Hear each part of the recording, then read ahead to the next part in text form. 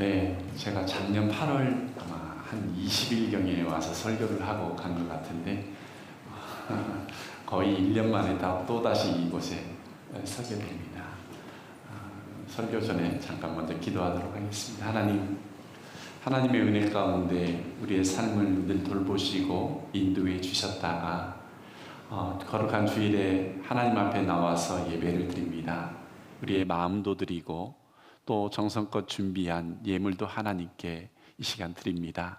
하나님께서 그 드려지는 예물을 통하여서 하나님의 나라가 확장되고 또 그 드려지는 예물 가운데 하나님의 풍성한 은혜를 더하여 주셔서 귀한 복음의 열매들이 맺혀질 수 있도록 인도해 주셨길 원합니다.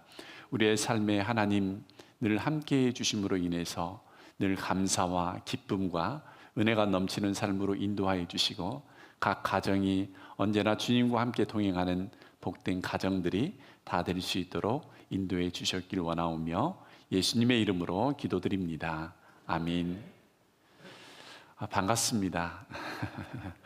네, 누구보다도 우리 김한철 목사님을 좋아하고 또 가장 친하게 지내는 그런 친구이면서도 또 제가 존경하는 목사님 중에 한 분입니다. 또 우리 성도님들은 행복하실 것 같아요. 귀한 이렇게 좋은 목회자와 함께 신앙생활 한다는 것이 가장 행복이거든요. 성도들은. 네, 네, 그렇죠. 아멘 한 3분이 안 한 것 같아요. 네. 일반적으로 전주에서 정읍을 오면 어떻게 오냐면 김제, 궁구를 지나서 자동차 전용 도로를 타고 원평, 태인, 북면을 거쳐서 이렇게 정읍을 오는 것이 대부분의 경우가 그렇습니다. 그런데 만약에 제가 전주에서 이 정읍을 오는데 이렇게 온다면 혹시 이해가 되려는지 모르겠습니다. 전주에서 대전으로 가서, 대전에서 강릉으로 가서, 강릉에서 포항으로 가서, 포항에서 다시 대구로 와서, 대구에서 광주로 와서, 광주에서 목포로 가서, 목포에서 고창을 거쳐 여기로 온다. 혹시 이해가 되십니까? 혹시 1년 전에 작년 연말에 지진으로 인해서 혹시 선교사님 어떻게 된 거 아닙니까? 아마 그렇게 질문하는 분들이 꽤 있을 것 같습니다. 그런데 오늘 읽었던 본문 출애굽기 13장 본문에 이스라엘 백성들의 상황이 그렇습니다. 출애굽 이후에 한 달이면 갈 수 있는 그런 길을 가지 않고 하나님께서는 광야를 40년 동안 돌려서 가게 한다는 사실이죠. 그 당시 이스라엘 백성들이 이해가 됐을까요? 아마 이해가 되지 않았을 겁니다. 그런데 우리네 인생의 운전대를 잡으신 하나님께서 우리의 인생의 갈림길을 만났을 때 어느 길을 선택하실까요? 정말 모든 사람들이 인정하는 그런 기름길을 선택할까요? 아니면 저 길을 안 갔으면 좋겠는데 하는 비포장이면서 길도 험한 그런 길을 선택하실까요? 상황마다 또 사람마다 다 다르겠지만 오늘 읽었던 본문을 보시면 하나님께서는 우리네 인생길을 항상 누구나 원하는 그런 포장된 길이나 아름다운 길, 그런 지름길만 택하지 않는다라는 것을 알 수가 있습니다. 우리 17절, 18절 말씀을 다시 한번 보도록 하겠습니다. 앞에 화면에도 나와 있으니까 보시면 좋을 것 같습니다. 같이 읽겠습니다. 바로가 백성을 보낸 후에 블레셋 사람의 땅의 길은 가까울지라도 하나님이 그들을 그 길로 인도하지 아니하셨으니 이는 하나님이 말씀하시기를 이 백성이 전쟁을 하게 되면 마음을 돌이켜 애굽으로 돌아갈까 하셨습니다. 그러므로 하나님이 홍해의 광야 길로 돌려 백성을 인도하시매. 아멘. 지도를 좀 보시죠. 지도를 보시면 빨간색으로 동그라미 쳐 있는 데가 고센 땅이고 그 다음에 보라색으로 되어 있는 것이 가나안 땅이고 맨 밑에 보면 초록색으로 되어 있는 것이 이제 시내산입니다. 그러니까 출애굽한 이스라엘 백성들이 가나안 땅을 갈 수 있는 길은 크게 2가지라는 거죠. 첫 번째는 그 위쪽으로 이 보라색으로 되어 있는 블레셋 사람이 거주하는 그 땅을 가는 길이 이 길이 한 달 정도 걸리는 길입니다. 그리고 다른 하나는 18절에 소개하는 대로 홍해 광야 길로 돌아가는 길이었죠. 이 첫 번째 길, 그러니까 당시 모든 사람들이 다 알고 있는 블레셋 땅을 거주하는 그 길은 누구나 알고 있는 아주 오래된 길입니다. 창세기에 요셉이 무역상에게 팔려갈 때도 이 길을 이용했고, 요셉의 형들이 곡식을 사기 위해서 애굽을 오갔던 그 길도 바로 이 길을 이용했다는 사실이죠. 그러니까 하나님께서는 이스라엘 백성들의 인도함에 있어서 당시 모든 사람들이 알고 있고 이용하는 그 길을 택하지 않았다는 거죠. 오히려 누구도 가지 않았던, 누구도 길이라고 생각하지 않았던 홍해의 길을 어떻게 해요? 그것도 그냥 이렇게 가면 되는데 돌리고 뺑뺑 돌려서 몇 년 만에요? 40년 만에 그 길을 가겠다는 사실이죠. 그 길은요, 당시 사람들은 전혀 생각지도 못하는 그런 길이었습니다. 누구도 선택해서 가지 않는 길을 하나님께서 지금 선택해서 가고 있다는 사실이죠. 화면을 보시면 사진이 하나 있을 겁니다. 이쁘죠? 제가 찍은 사진은 아니고요. 이게 한국관광공사의 대상을 받았던 드론으로 찍은 사진인데, 어디냐면 단양 보발제라는 곳입니다. 가을에 이런 길을 가면 어떨까요? 기분이 매우 좋겠죠. 또 그 다음 사진을 보시면 이제 가까운 곳, 진안 메타길, 혹시 가보신 분들도 있을지 모르겠습니다. 이 사진은 제가 찍은 사진이고요. 이 길을 차를 타고 가도 좋고 걸어도 좋고 상당히 기분이 좋습니다. 이런 길들을 가다 보면 나도 모르게 흐뭇해지고 평안해지고 즐겁고 그렇지 않습니까? 그런데 그 다음 사진을 보여주시죠. 음침하죠. 뭔가 꼭 나올 것 같은 그런 분위기. 또 그 다음 사진을 보시면 어디를 가는데 길이 이렇게 막혔다고 생각을 해보십시오. 답답하겠죠. 또 오른쪽에 있는 사진처럼 어디를 가는데 저런 낭떠러지 길, 이런 길도 있지만 우리가 다니다 보면 비포장이고 냄새도 나고 그런 길을 가면 어떨까요? 좀 짜증도 나고 힘도 들고 불평불만이 나올 수 있습니다. 우리네 인생길을 생각해 보면 우리가 걸어가는 인생길이 정말 모든 사람들이 부러워하는 아름답고 멋지고 행복하고 즐거운 길만 있을까요? 잘 생각해 보면 그렇지 못한 때가 더 많았던 것 같습니다. 이런 예를 한번 들어보겠습니다. 여러분의 인생의 자동차를 하나님께서 지금 운전해 가십니다. 그런데 하나님께 맡기고 뒷좌석에 앉아 있는데 내가 생각하기에도 그렇고 분명히 오른쪽에 이정표가 있어요. 이 길은 빠르고 편하고 고속도로 같은 그런 길이라고 되어 있는데 왼쪽에는 아무 표지판이 없어요. 그러면 누구나 어느 길을 선택을 할까요? 그렇죠. 오른쪽을 대부분이 선택을 하겠죠. 그런데 하나님께서 그 길을 가지 않고 아무 이정표도 없는데 그 길은 가보니까 너무나 험하고 불안하고 그런 길로 계속 인도해 가시는 겁니다. 빨리 가지도 않고 느릿느릿 간다고 생각을 하면 어떨까? 만약에 하나님께서 계속해서 이정표가 나와도 계속 그런 길로만 간다면 어떻게 하시겠습니까? 순순히 뒷좌석에 앉아서 아이고 하나님이 알아서 해주시겠지, 그러게 있겠습니까? 아마 하나님 왜 그러십니까? 이정표를 보세요. 오른쪽에 빨리 가는 길이 있지 않습니까? 그렇게 말하고 싶지 않겠습니까? 제가 제일 먼저 그럴 것 같아요. 하나님 잠깐 비켜보십시오. 제가 운전해서 가는 게 더 낫겠습니다. 제가 성도님들 속마음을 다 알 수는 없지만 아마 저와 같은 생각을 하는 분들이 꽤 있을 겁니다. 이것이 우리의 난처함이죠. 사람들 가운데는 정말 인생이 힘들고 고달퍼서 이제 모든 것을 다 내려놓고 하나님 앞에 예수를 믿고 새롭게 살아가는데, 두 손 둘 발 다 내려놓고 예수님께 내 인생의 모든 것을 다 맡겼는데, 세상적인 기준입니다. 세상 사람들이 말하는 그런 잘 먹고 잘 사는 그런 길로 가지 않고 여전히 먼지 나고 흙 날리고 냄새 나는 그런 길로, 그것도 아주 느릿느릿하게 간다면 이해가 되겠습니까? 쉽게 납득이 되지 않겠죠. 물론 길이 그쪽 하나라면 그대로 따라가겠지만 분명히 이정표에 다른 길이 있는데, 지름길이 얼마든지 있는데, 내가 생각하기에 그 길이 정말 참된 길이고 평안해 보이는 그 길이 있는데 그 길을 가지 않는 겁니다. 우리가 예수를 믿고 따라가다 보면 이러한 순간이 꼭 옵니다. 어떤 때는요, 그것이 사람 때문에 그럴 수 있습니다. 어떤 때문에는 환경 때문에 그럴 수 있습니다. 다양한 이유들을 우리가 통해서 그러한 길을 만날 수 있다는 사실이죠.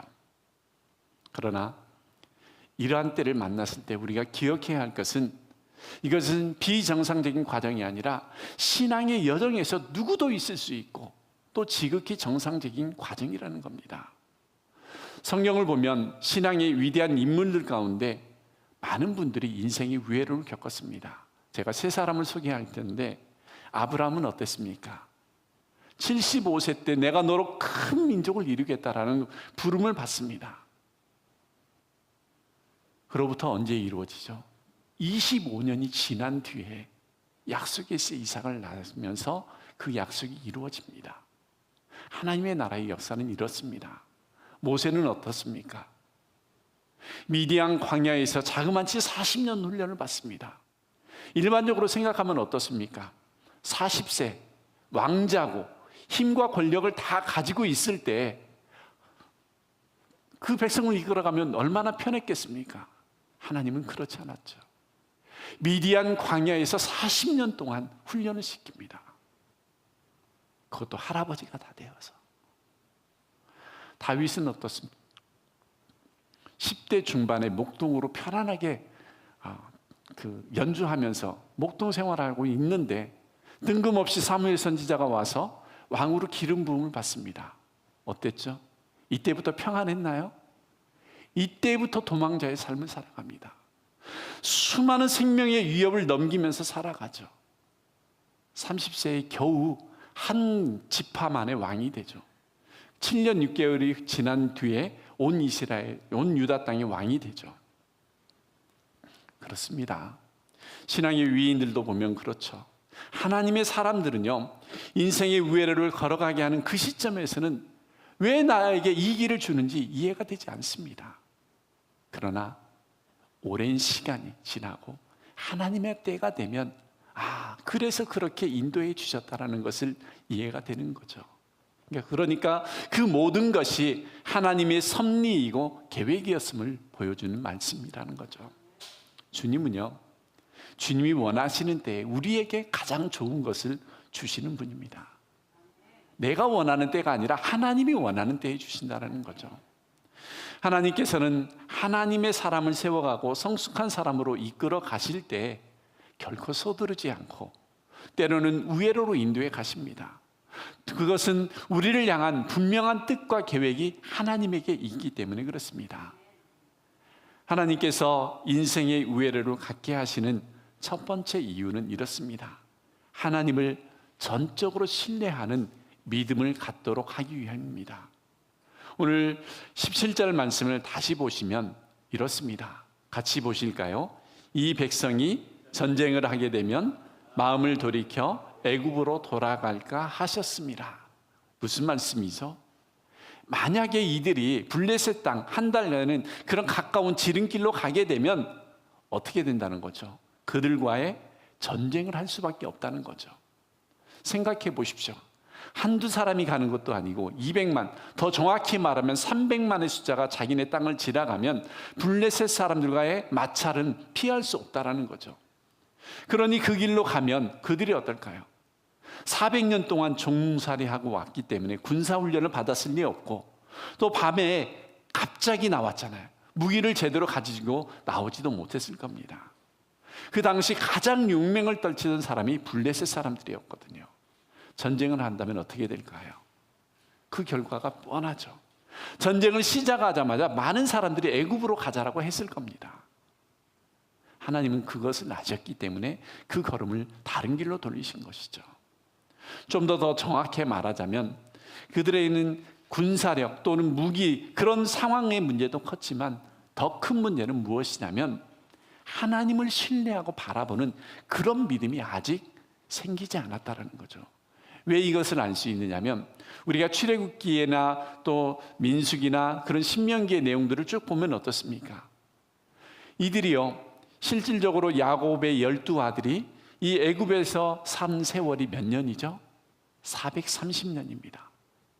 430년이 지난 뒤 이스라엘 백성들의 현재 상태는 하나님에 대해서 바르게 알 수도 없고 기억할 수도 없는 상황입니다.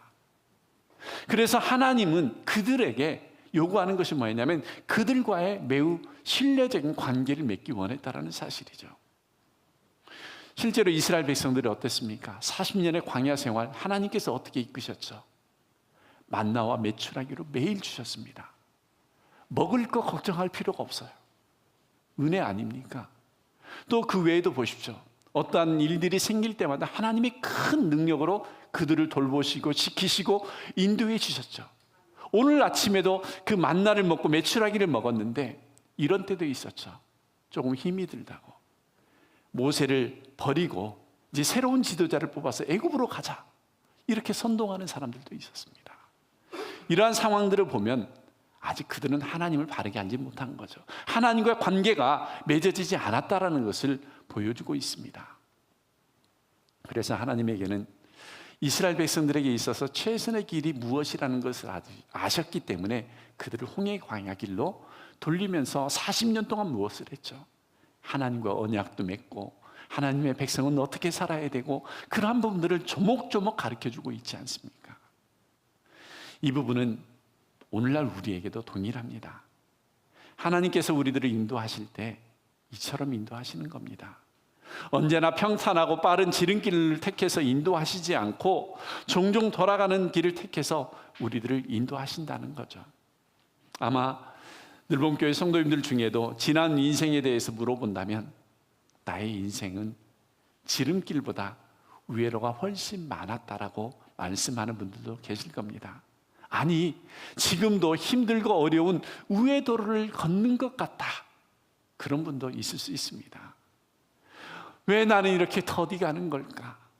내가 열심히 살았는데 누구보다도 하나님의 말씀을 따라 순종하고 헌신도 하고 봉사도 하고 그랬는데 왜 나는 이럴까? 어깨에 힘이 빠진 분들도 있을 거라 생각이 되어집니다. 그러나 우리가 살아가면서 우회로를 가게 되는 데는 백성들을 향한 분명하고도 확실한 이유가 나에게는 잘 모르지만 하나님에게는 있다는 사실을 우리는 잊지 말아야 됩니다. 만약에 나의 판단과 하나님의 판단이 생각이 충돌이 된다면 누가 옳을까요? 그렇죠. 이것이 이사야 55장 8절 9절에 명확하게 보여주는 말씀이 있습니다. 우리 같이 읽어보실까요? 내 생각이 너희의 생각과 다르며 내 길은 너희의 길과 다름이니라. 여호와의 말씀이니라. 이는 하늘이 땅보다 높음같이 내 길은 너희의 길보다 높으며 내 생각은 너희의 생각보다 높음이니라. 아멘. 뭐라 그러죠? 강조하는 것이 뭐죠? 하나님과 우리는 다르다는 거죠. 현실에 급급한 나와 다르고 어떤 길을 선택할 때 이기적인 나의 태도와 다르고 어떤 일이 닥치면 금세 낙심하고 당황하는 나와 다르고 장래에 있어서 정확하게 알지 못하는 우리와는 너무나 다르다는 거죠. 그래서 하나님의 그 판단은 이스라엘 백성들에게 해로운 것이 아니죠. 유익한 겁니다. 지금 당장에는 돌아가는 길이고 시간을 많이 들여야 하고 몸도 마음도 고생을 하게 되지만 지나고 나면 그 길이 지름길이었던 겁니다. 사도 바울은 이것을 누구보다도 잘 알았죠. 그의 고백 가운데 이런 고백이 있습니다. 빌립보서 4장 11절 13절이죠. 같이 읽도록 하겠습니다. 내가 궁핍함으로 말하는 것이 아니니라. 어떠한 형편에든지 나는 자족하기를 배웠노니 나는 비천에 처할 줄도 알고 풍부에 처할 줄도 알아. 모든 일 곧 배부름과 배고픔과 풍부와 궁핍에도 처할 줄을 아는 일체의 비결을 배웠노라. 내게 능력 주시는 자 안에서 내가 모든 것을 할 수 있느니라. 아멘. 11절에 어떠한 형편에든지 나는 자족하기를 배웠다. 그 형편에 대해서 12절에 쭉 설명을 하죠. 그리고 결론적으로 13절에 이런 말씀을 하죠. 내게 능력 주시는 자. 여기서 능력이 뭘까요? 힘일까요? 남들이 가지지 못한 어떤 특별한 능력일까요? 아닙니다. 11절에 말하는 자족입니다. 자족. 어떤 환경에도 나는 만족하고 하나님만 믿고 의지하며 나가겠다라는 고백입니다. 바울 자신이 얼마나 힘들고 어려운 삶을 살았습니까? 전도자의 길을 가면서 때로는 매를 맞고 수많은 사람들에게 손가락질을 당했습니다. 내가 그런 악조건의 우의 길일지라도 찾아갈 수 있는 근거는 내가 하나님을 전적으로 신뢰하고 믿고 의지하기 때문이다. 지금 바울은 그 고백을 여기서 능력이라고 말을 하고 있는 겁니다. 늘목교회 성도 여러분, 하나님께서는 여러분들의 인생을 인도해 가실 때 결코 서두르지 않습니다. 빨리 인도해 가는 것보다 더 중요한 것이 우리들에게 있기 때문입니다. 생각해보면 이스라엘 백성들이 출애굽에서 40년이란 긴 세월 그 시간들을 보내고 가나안 땅에 들어갔습니다. 왜 그랬죠? 좀 늦더라도, 아니 많이 늦더라도 하나님과 바른 관계를 맺고 믿음의 사람이 되어서 성숙한 사람이 되어서 온전한 사람이 되어서 가나안 땅에 들어가기를 바랐다는 것입니다. 우리를 향한 하나님의 마음이 이렇습니다. 이것을 우리는 꼭 기억하시기 바랍니다.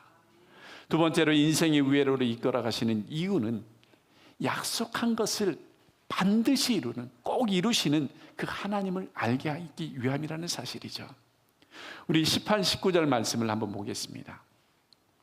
네, 화면을 보시고요. 같이 보겠습니다. 그러므로 하나님이 홍해의 광야길로 돌려 백성을 인도하심에 이스라엘 자손이 애굽 땅에서 대열을 지어 나올 때에 모세가 요셉의 유고를 가졌으니 이는 요셉이 이스라엘 자손으로 단단히 맹세하게 하여 이르기를 하나님이 반드시 너희를 찾아오시리니 너희는 내 유고를 여기서 가지고 나가라 하였습니다. 아멘. 이 말씀은 모세가 출애굽할 때 요셉의 유고를 가지고 왔다는 것을 지금 설명합니다. 그런데 이것은 400년 전에 틀림없이 요셉이 하나님께서 언젠가는 모르지만 이스라엘 백성들을 다시 가나안 땅으로 이끌어 가실 거라는 것을 알고 후손들에게 부탁을 한 거죠. 그러니까 요셉은 본인이 그 약속을 받은 거 아니잖아요. 할아버지 아브라함이 받은 걸 가지고 후세에게 약속을 했습니다. 그러니까 요셉의 유고를 파내어 나갈 때 모세와 이스라엘 백성들의 마음은 어떠했겠습니까? 하나님은 약속한 것을 변함없이 시간이 오래 지났어도 지켜주신다는 것을 그들에게 확인시켜주는 겁니다. 지금 죽는 순간까지도 약속을 믿고 바라봤던 요셉에 대해서 생각을 했을 겁니다. 그런데 잘 보시면 요셉의 유골의 이야기를 언제 하는 것이 맞습니까? 일반적으로 출애굽할 당시에 거기에 기록해야 되는데 거기에 기록하지 않았습니다. 오늘 지금 본문에 보면 이들이 지금 지름길이 아니라 인생의 광야길을 갈 때 이 이야기를 하고 있다는 것이죠. 저는 여기에 의미가 있다고 봅니다. 왜 그러냐면 너희가 지금 홍해의 광야길로 돌고 있지만 하나님께서 너희들을 반드시 가나안 땅으로 들어가게 하실다라는 것을, 이 사실을 강조하기 위해서 이 본문을 여기다 기록했다라는 사실입니다. 이스라엘 백성들이 400년이 지난 후에도 약속을 지키신 하나님, 우리를 비록 지금 지름길이 아니라 우의 길로 가지만 그 약속의 땅에 분명히 가게 하실 거라는 것을 그들이 의심하지 말도록 그것을 바르게 알기 위한 그 말씀이라는 겁니다. 여러분, 지금 답답하십니까?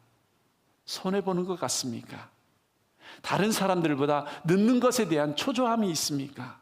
그런 것들이 나를 괴롭히지만 결국에는 하나님께서는 가장 선한 길로 우리를 인도해 가신다는 말씀, 그 약속을 우리도 놓지 말아야 되는 거죠. 다음 세 번째는 인생의 우회로를 가게 하신 이유는 이런 겁니다. 하나님이 언제나 함께 하심을 잊지 않게 하기 위함입니다. 오늘 본문 21절, 22절이 그 함께 하심의 모습이 나타나 있죠. 우리 같이 한번 읽겠습니다. 여호와께서 그들 앞에 가심에 낮에는 구름 기둥으로 그들을 인도하시고 밤에는 불 기둥으로 그들에게 비추사 낮이나 밤이나 진행하게 하시니 낮에는 구름 기둥 밤에는 불 기둥이 백성 앞에서 떠나지 아니하니라. 아멘. 하나님이 얼마나 그 세밀하고 자상한 모습을 보여주고 있습니까? 여호와께서 그들을 앞서가셨다. 22절에 떠나지 아니했다. 그러니까 그들과 함께 했는데 그들보다 먼저 앞서갔다는 거죠.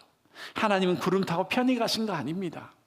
그 사막길에 대해서 경험이 없을 뿐이지 우리를 위로하는 척 그렇게 하지 않았다는 거죠. 어떻게 보면 내 앞서 행하셔서 나의 길을 손수 닦아주시는 거죠. 그것을 명확하게 보여준 사건이 뭔 줄 아십니까? 십자가입니다. 십자가. 우리가 당해야 할 고통을 먼저 맛보신 정도가 아니라 우리가 그 고통을 당하지 않도록 어떻게 하셨죠? 친히 십자가에 치셨잖아요. 그리고 그것으로 끝났습니까? 아니죠. 임마누엘로 성령님이 내 뒤에 하셔서 우리와 늘 함께 해주시지 않습니까? 그러니 내 인생의 우회로를 걸어갈 때 나 혼자 이것을 가고 있다라는 처량한 낙심 과감하게 버리셔야 됩니다. 다윗은 이 사실을 확신했기 때문에 그가 인생의 우회로를 만났을 때 어떤 고백을 하죠? 우리가 너무나 잘 알고 있는 말씀이 있죠. 시편 23편 그 4절의 말씀이 이렇게 되어 있습니다. 내가 같이 보시죠. 사망의 음침한 골짜기를 다닐지라도 해를 두려워하지 않을 것은 주께서 나와 함께 하심이라. 주의 지팡이와 막대기가 나를 안위하시나이다. 아멘. 다윗만 이런 고백을 할 수 있나요? 우리도 그래야 되지 않겠습니까? 힘이 드시고 어렵고 그런 환경 속에서도 이런 고백이 있기를 바랍니다. 21절과 22절에 보면 하나님의 자상한 모습이 또 나타나죠. 이스라엘 백성들을 인도할 때 어떻게 인도했죠? 구름 기둥, 불 기둥으로 인도했다는 사실이죠. 사막은 어떤 곳이죠? 낮에는 매우 덥죠. 저녁은 매우 추운 곳입니다. 낮에는 구름 기둥, 밤에는 불 기둥을 준비하신 거죠. 이것은 저는 환경적인 것도 있지만 또 다른 모습을 보게 이 말씀에서 생각해 보게 되었습니다. 사진을 보여주시면 구름 기둥이 그냥 이렇게 서 있는 기둥이 아닐 것 같습니다. 왜냐하면 해를 막으려면 전체를 덮어야 되죠. 불기둥도 마찬가지죠. 기둥 하나로 그 200만이 넘는 300만에 가까운 그 숫자를 덮을 수 없잖아요. 이것은 저는 하나의 환경적인 요소를 말하기보다는 하나님의 거대한 품을 생각하게 되었습니다. 그러니까 지금 이스라엘 백성들이 우회로로 가고 있지만 사실은 하나님의 거대하고도 그 따스한 품 속에 지금 안겨 있는 겁니다. 하나님께서는 과거에 출애굽하던 이스라엘만 품으시는 그런 분이겠습니까? 아니죠. 이 시대 예수 그리스도를 영접하고 하나님의 백성이고 자녀된 우리의 인생길에도 우리를 이렇게 품고 가시는 것입니다. 인생의 우회로 너무나 힘들고 지치고 감당할 수 없을 때 하나님은 우리를 그 품에 안고 가십니다. 이걸 가장 잘 보여주는 예화가 있죠. 우리가 너무나 잘 알고 있는 예화, 모래 위의 발자국. 어느 한 사람이 꿈을 꾸는데 자기 인생에 가장 힘들 때, 어려울 때, 평상시에는 하나님이 이렇게 함께 걸어서 발자국 보면 2개였는데 본인이 생각했을 때 가장 힘들고 어려울 때 발자국이 하나밖에 없어서 하나님께 이랬잖아요. 하나님, 내가 너무너무 힘든데 왜 그때 여기 안 계셨습니까? 네, 내가 너를 업고 갔다. 우리가 너무나 잘 알고 있는 말씀이죠. 그러면 이제 우리는 우리의 인생을 어떻게 봐야 할까요? 남들과 달리 인생을 우회로로 간다면 낙심하면서 바라봐야 될까요? 아니죠. 함께 동행하는 그 삶의 모습을 늘 생각해야 되는 거죠. 이 부분을 잘 보여주는 찬송가가 바로 419장이죠. 아까 예배 전에 불렀던 주날개 밑 내가 편안히 쉬네. 밤 깊고 비바람 불어쳐도 아버지께서 날 지켜주시니 거기서 편안히 쉬리로다. 주 날개 밑 평안하다. 그 사랑 끊을 자니요 주 날개 밑 내 영혼 영원히 거기서 살리. 이러한 믿음의 고백, 이러한 찬송의 고백이 우리의 삶 속에서 하나님을 뒤따라가는 모든 성도들이 되었으면 좋겠습니다. 이제 말씀을 맺겠습니다. 주님은 언제나 우리 인생길 어떤 길에도 함께 품고 가신다는 거 기억하시길 바랍니다. 그 길을 함께 걸어가실 때 우리도 온전히 하나님께 맡기고 신뢰하는 믿음의 삶을 살아가시길 바랍니다. 저는요, 예전에 이 출애굽기 이 본문을 묵상할 때 참 많이 흘렸습니다. 눈물을 많이 흘렸어요. 왜 그랬냐면 그때 당시 제 인생을 돌아보면 참 우회로가 많았던 것 같습니다. 때로는 사람 때문에, 때로는 환경 때문에, 그때 당시는 참 많은 원망도 했고 불평도 했었습니다. 그런데 그때 묵상할 당시에 생각해 보니까 내가 만약에 세상 사람들이 원하는 빠른 길, 그런 지름길로 갔더라면 그 영원한 소망을 누리지 못했을 겁니다. 지금의 이 자리에 서 있을 수 없었던 거죠. 인생이 우회로였지만 하나님이 함께 하심을 나중에 알게 되었고, 그 주님 품에 참된 안식을 누릴 수 있는 변함없는 하나님의 안식을 누리는 그런 삶을 살게 되었다는 거죠. 또한 저의 지금 상황이 그렇습니다. 아까 목사님 말씀했듯이 작년 12월 말에 나가서 지진 나고 며칠 있다가 들어왔기 때문에 그때 상황은 정말 너무나 놀랐습니다. 자고 있는데요, 침대가 좌우로 인밑에 흔들리고 막 집 천장이 왔다 갔다 하고, 잠겼던 문은, 현관문이 거기는 3중으로 잠그거든요. 3중으로 잠근 문이 열리고 그 문이 안 열렸으면 앞집 사람이 나가야 된다라는 소리를 못 들었을 것 같아요. 앞집 사람, 저희는 우리나라에서 배운 지식으로는 책상이나 식탁 밑으로 들어가라 그러잖아요. 근데 그 나라는 안 그래요. 무조건 밖으로 나가야 된다는 거예요. 저는 아내와 이제 막내 아이를 데리고 갔기 때문에 책상을 찾고 있는데 앞집 사람이 막 손짓으로 나가야 된다고, 말은 통하지 않는데 손짓으로 해서 나왔는데, 막상 나왔는데 갈 곳이 없어요. 그 지역에 사는 사람들은 차를 타고 다 나가는 거예요. 그런데 비도 오죠, 춥죠, 잠옷바람으로 나왔죠.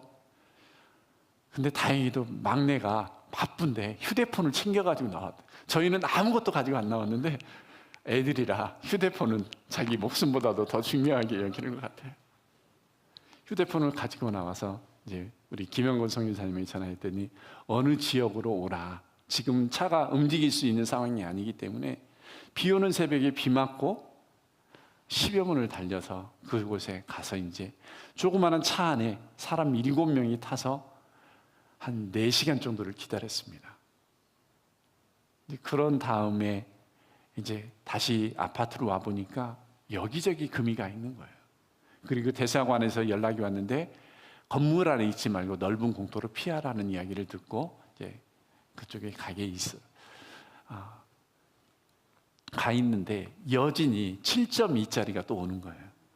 막 거기 있는 모든 선교사님들도 가족들도 차에서 내려야 되는지 타 있어야 되는지, 한쪽은 문 열고 땅에 있고 한쪽은 차 안에 있고, 그런 상황들이 계속 있다가 결정을 여기 있으면 위험하겠다라고 판단이 되어져서 이제 다른 도시로 가게 되었고 거기서 있다가 이렇게 들어왔습니다.